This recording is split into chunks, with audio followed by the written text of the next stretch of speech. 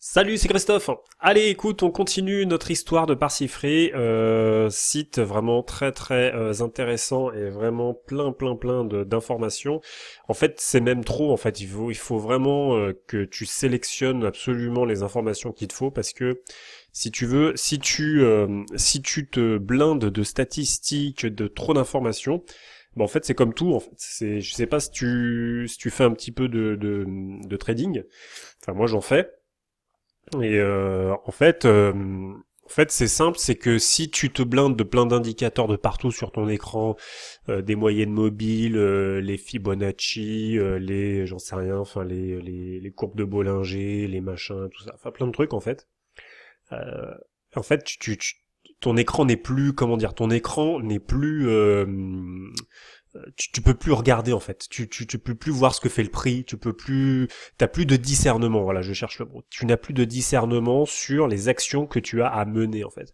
Et le problème alors, je dirais le gros problème. Alors c'est pas un gros problème parce qu'en fait c'est un problème que tu as juste avec toi-même parce que c'est à toi de faire les bonnes sélections. C'est que le site de Parsifree est tellement bien fait si tu veux que t'as tellement mais tellement d'informations que tu peux vite commencer à te paumer en fait dans toutes les informations que tu as. Donc voilà, donc là on va commencer le deuxième onglet qui s'appelle donc partant. Donc hier on a vu programme, donc je te rappelle c'était ça. Et puis là donc le deuxième onglet c'est partant. Donc en fait c'est tous les partants du jour, du lendemain et du surlendemain. Alors ça dépend en fait, hein, je pense qu'à mon avis ils ont pas forcément toutes les informations parfois. Donc parfois t'as que les courses du jour, parfois t'as les courses du jour et du lendemain et parfois t'as même jusqu'au surlendemain. Donc comme par exemple aujourd'hui. Donc tu vois, t'as plein. Alors ça, je te rappelle, c'est juste les courses de trotteurs. Par exemple, là, tu vois, le 8 mai, d'accord? T'as les courses de trotteurs dans tous ces hippodromes, d'accord? Donc moi, ce que je te conseille, vraiment, en tout cas moi, c'est ce que je fais, c'est que je vais sur le site du trot.fr, d'accord? Et là, en fait, ce que je fais, c'est que je regarde les courses premium, d'accord? Donc tu vois, c'est marqué premium en rouge. Et là, ici en bleu, c'est les autres courses. Donc en fait, franchement, pour pas te perdre dans les courses de lièvre et les machins comme ça, tu te prends pas la tête, tu prends que les courses premium, c'est-à-dire rouges. Donc par exemple, là, tu vois, t'as les courses de Vincennes. Donc c'est ce qu'on va faire. On va prendre par exemple on va prendre une course à Vincennes. Alors tu vas voir, c'est vraiment, je vais essayer de pas faire trop long parce que franchement c'est un truc de malade. Parsifree, c'est, il y a plein de trucs. Donc là, tu vois, alors déjà, on va juste rajouter un truc avant. En fait, donc t'as les courses donc du 8 mai, et là donc là t'as les villes, donc Arras, Beaumont, Bernay, Castillonnès, machin, voilà. Et donc en fait, à chaque fois, il te dit quoi? Il te dit combien tu as de courses, combien tu as de partants dans la réunion, quelle corde c'est, corde à droite, corde à gauche, et quel type de piste c'est. Donc là, par exemple, à Arras, on sait que c'est une piste en herbe, là c'est une piste en sable. Après, t'as la Pouzzolane, t'as le Mâche-Fer donc à Vincennes, voilà. Et en fait, il te dit aussi combien de mètres mesure la piste, d'accord? Voilà. Donc, non mais vraiment, c'est vraiment complet, hein, je te le dis. Donc, ensuite, tu cliques sur Vincennes, la réunion qui t'intéresse. Donc là, tu sais que tu as un certain nombre de courses, ok? Alors, en revanche, ce que ne dit pas Parsifree, c'est quelle course est support quintet. Ça, faut que tu le trouves tout seul. Alors, faut que tu le trouves tout seul, c'est pas non plus super dur. Tu vas sur le site du PMU ou The Turf, enfin même sur le site du PMU, c'est vraiment encore plus évident. Donc tu peux vraiment aller sur le site du PMU pour savoir quelle est la course support Quintet Plus, d'accord? Le site de Parsifree ne te le dit pas ça. Et du coup, donc bah là t'as toutes les courses et puis après bah en fait t'as à chaque course en fait qu'est-ce que c'est, donc à quelle heure c'est, d'accord? Quel est le nom du prix? Est-ce que c'est de l'attelé? Est-ce que c'est du monté? Quel est le montant de l'allocation distribué en fait pour les 7 premiers? Sur quelle distance ça s'effectue? Et combien il y a de partants et qui ça concerne en fait, quels chevaux ça concerne. Donc là pour les poulains entiers et hongres, d'accord, de 3 ans, n'ayant pas gagné 16 500 euros. Ok. Alors, il y a autre chose aussi, et moi d'ailleurs je m'étais fait avoir, je me souviens plus, il y a un quintet là où je me suis fait un peu avoir, c'est que le site de Parsifree, alors bon, la 2700 mètres, tu sais que c'est sur la grande prise de Vincennes, d'accord? Mais, par exemple, la 2850 mètres, à Vincennes, ça peut être ou sur la petite piste, vraiment la piste vraiment, on va dire ovale, si tu veux. Enfin, pas, elle est pas vraiment ovale, quoi, mais enfin bon, ovoïde, on va dire. Et après, t'as la grande piste, d'accord? Donc les 2100 mètres, les 2700 mètres, en général, c'est sur la grande piste. Mais les 2850 mètres, ça peut être aussi sur la grande piste ou sur la grande piste et petite piste. Alors ça, c'est vraiment spécifique à Vincennes. Sur tous les autres hippodromes de France, t'as pas ça, d'accord? Euh, donc pareil, Parsifree ne te dit pas si c'est sur la grande ou la petite piste ou les deux en fait. Donc c'est à toi de faire très attention. Et il y a pas très longtemps, je m'étais fait niquer en fait comme ça, je me souviens plus. Je crois que j'avais conclu c'était sur la petite piste, les 2850 mètres, et en fait c'était sur la grande piste. Donc en fait, ce que tu fais à ce moment-là, tu vas sur le site du PMU, tu vois, hop, j'ai pris la course en question, et puis en fait, tu cliques dans les conditions, détail des conditions ici, et là, en fait, il te met GP, donc 2700 mètres, grande piste.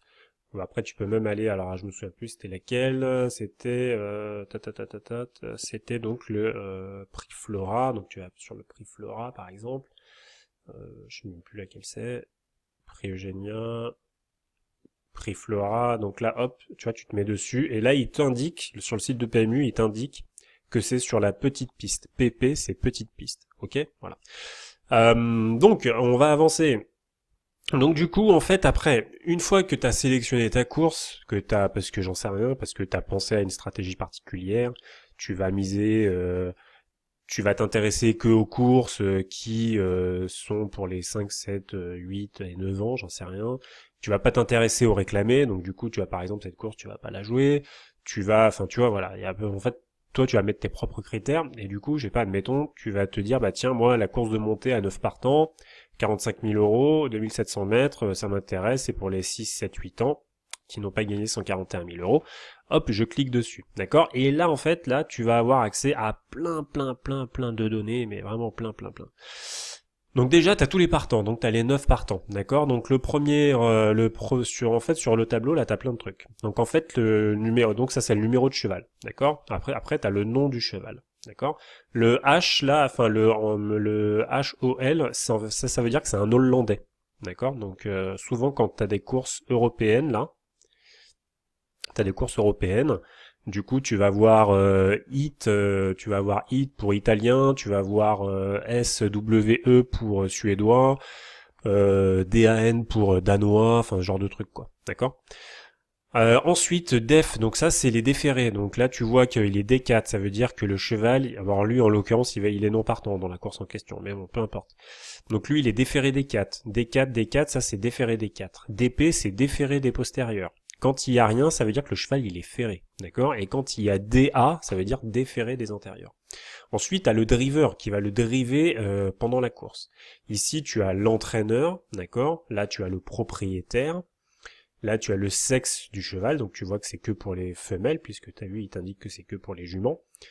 Et là, tu as l'âge, d'accord? Ensuite, tu as la distance qu'ils vont parcourir, donc c'est intéressant, par exemple, si tu vois que la course, elle fait 2850 mètres, et puis que à partir du numéro 10, par exemple, il rentre 25 mètres, donc tu auras 2875 mètres. Là, tu as les gains totaux, d'accord? Vraiment le total des gains, d'accord? Là, tu as le nombre de courses que le cheval a couru, tu as le nombre de victoires que le cheval a obtenues, et là tu as le record, c'est-à-dire alors attention, le record c'est la réduction kilométrique, d'accord, du cheval en question. Mais là attention, la réduction kilométrique, elle ne t'indique pas que c'est dans les conditions de la course, enfin tu vois, c'est juste le record du cheval, ok? Ensuite ici tu as la musique. Donc bon bah de toute façon la musique, hein, ça je pense qu'il faudra en faire un truc entier parce que voilà, il y a plein de trucs à dire. Alors après, franchement, par quoi commencer en fait? Je te fais ça un petit peu. En fait, il faut que je fasse plusieurs vidéos parce que c'est un truc de fou. Alors par exemple dans les gains, on va juste commencer par là, puis je pense qu'après on va arrêter. Je te ferai une autre vidéo vraiment pour t'expliquer onglet par onglet parce que tu vois, regarde, là, t'as plein de trucs en fait ici. Euh, En fait, vraiment, je te fais ces petites séries de vidéos pour t'expliquer des trucs. Moi, après, je te donne mes avis sur, à mon avis, ce qu'il faut regarder si vraiment tu veux analyser une course, que tu veux voir vraiment des choses concrètes et établir des bonnes stratégies. Maintenant, Voilà, c'est vraiment juste pour te montrer le site. Mais effectivement, ça peut te paraître peut-être un peu chiant, tu vois, dit comme ça, mais voilà, après c'est à toi vraiment de piocher en fait dans ce qu'il y a d'intéressant. Alors là, tu vois, regarde, donc je le refais, en fait, attends 2 secondes, qu'est-ce que je fais moi moins, voilà. Donc en fait, si tu cliques sur le plus là dans gain, donc là, tu as un nouveau tableau qui s'ouvre. Et en fait, ce tableau, donc tu as toujours le numéro, cheval, déféré, patati, machin. Et là, en fait, tu as toujours tes fameux gains que le cheval a gagnés dans toute sa carrière. Et là, en fait, ici, là, tu as les gains des 6 derniers mois en France. Donc là, tu vois que par exemple, Damé Alki, le Hollandais, n'a gagné aucun gain en France dernièrement. D'accord. Et donc, tu as le gain par course en France. D'accord.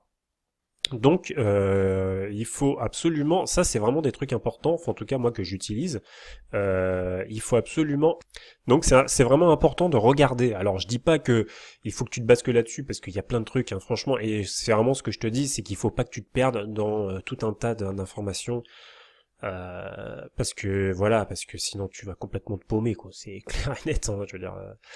Donc après, ce qui peut être intéressant, si tu veux, c'est vraiment de regarder grosso modo en fait tu peux regarder une moyenne si tu veux, tu vois par exemple que lui il a gagné en moyenne des gains par course en France, c'est un Français en plus, il a gagné même pas 2 000 euros.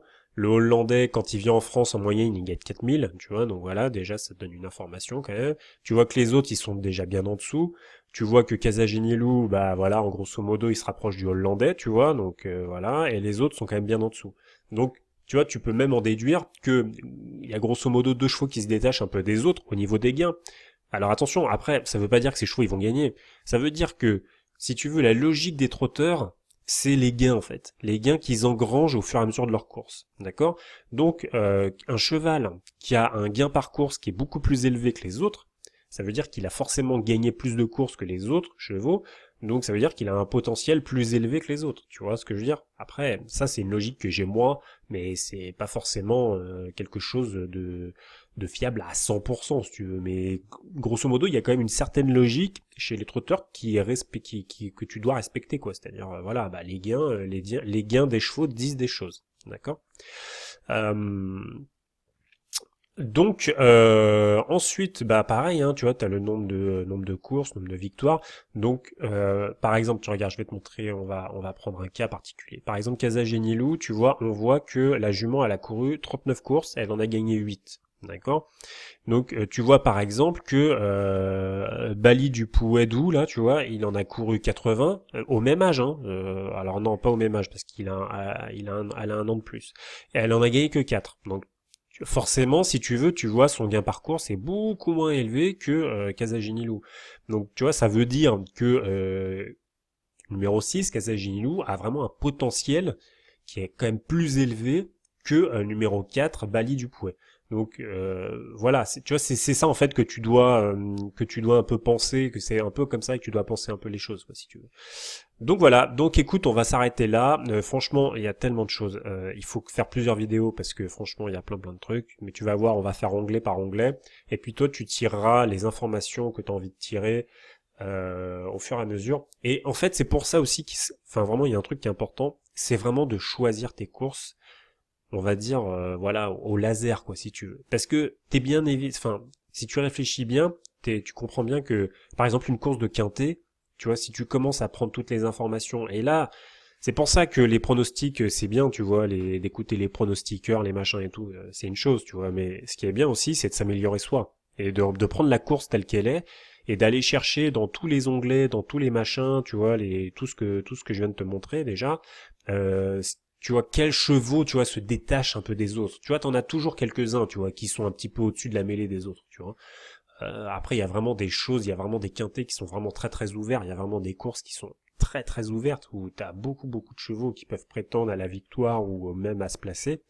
Mais grosso modo, si vraiment tu sais bien choisir tes courses, t'as toujours quelques chevaux qui vont se détacher. D'accord. Donc après, ça sera à toi de choisir ce cheval, et ça sera à toi, bah, à un moment donné, bah, faut faire un choix, il faut miser sur lui, quoi. D'accord.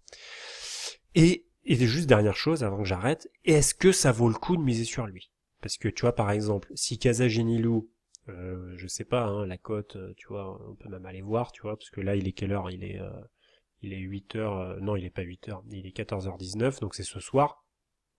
Je crois que la course, elle est à 20h30. On regarde les cotes, tu vois, Casaginilu, est-ce que ça vaut le coup de miser sur elle? Pourquoi pas, tu vois. Après, il faut peut-être voir aussi la cote en placé, tu vois, est-ce que tu veux miser placé, est-ce que tu veux miser gagnant, machin. Après, ça dépend de ta stratégie à toi, de ce que tu as décidé. Donc voilà, donc écoute, on se revoit dans une prochaine vidéo. Je pense que je vais en faire une tous les jours comme ça. Je ferai aussi de toute manière, bah voilà, hein, toujours mes podcasts d'analyse de quintet. Mais comme en ce moment c'est vraiment calme, du coup, bah voilà, je te livre un peu ça. Et puis, bah aussi pareil, le petit défi PMU qui me fait plaisir, donc que je fais là. Et donc toujours pareil aujourd'hui, j'ai pas fait de pari, hein, écoute, on se revoit peut-être pour le défi PMU demain ou après-demain, je vais voir. Ok, allez, je te dis à plus.